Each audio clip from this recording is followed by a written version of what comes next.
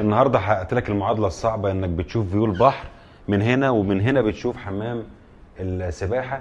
احنا هنا في قريه بانوراما كيلو 77، جايب لك شاليه ولا اروع من كده كموقع بيطل على المساحه الكبيره من اللاندسكيب، وفي نفس الوقت فيو بحر، وفي نفس الوقت كاشف حمام السباحه ومنطقه الخدمات والملاعب. وفي نفس الوقت انت بعيد عن الدوشه، انت على ربوه عاليه، يعني بتمتاز ان في خصوصيه عاليه جدا، بعيد عن الدوشه. التشطيب الشاليه زي ما هو واضح، احنا كده منطقه التراس، الشاليه متشطب الترا سوبر لوكس زي ما هو واضح كده. احنا كده في منطقه الريسبشن.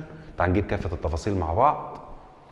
مساحه الشاليه عبارة عن 120 متر. هنجيب تفاصيل الشاليه من مدخل الشاليه. حضرتك بتكون داخل من مدخل الشاليه من الباب. الفيو طبعا مفتوح زي ما هو واضح. اول حاجة هنا بتشوفها على يمينك المطبخ الامريكي المفتوح بالنظام التركي، وعندنا هنا حمام الضيوف بالغرفة. اول غرفة عندنا هنا مساحة الشاليه زي ما قلنا 120 متر. عندنا هنا طرقة بتخدم على الغرفتين. في غرفة دي بحري نفس فيو الريسبشن بالظبط، وواخدة عرض الريسبشن، يعني انت كأنك قاعد في الريسبشن بالظبط. فيو بحر وفيو حمام سباحة. وعندنا هنا الحمام اللي بيخدم الغرفتين بكابينة الشاور بالمراية الليد. ودي الغرفة الثالثة.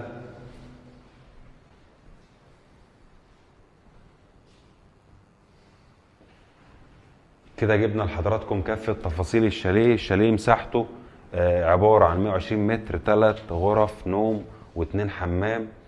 قرية بانوراما الكيلو 77. طبعا الشاليه في موقع متميز جدا، بيطل على مساحة كبيرة من اللاندسكيب، وفي نفس الوقت شايف بحر وشايف بسين بحري. ما انتش محتاج برضو تكييفات هنا اطلاقا.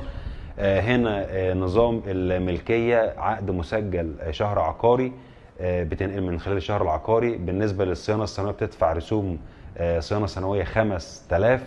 المستوى الاجتماعي بتاع قريه بانوراما مستوى اجتماعي راقي جدا. القريه كموقع استراتيجي بتمتاز ان ليها شاطئ رملي وممهد. لون الميه بيمتاز باللون الفيروزي زي شاطئ مطروح بالظبط. انت هنا عندنا كافه الخدمات، من مكان ATM لصيدليه لعياده لملاعب كره طايره وقدم وسله، مطاعم بيتزا وكافيهات على البحر. المنطقة دي منطقة الملاعب والمسرح، منطقة متميزة جدا.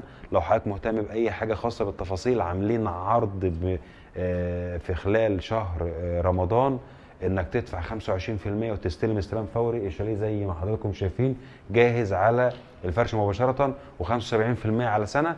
لو مهتم بأي تفاصيل كلمنا ورد لحضرتك. شكرا.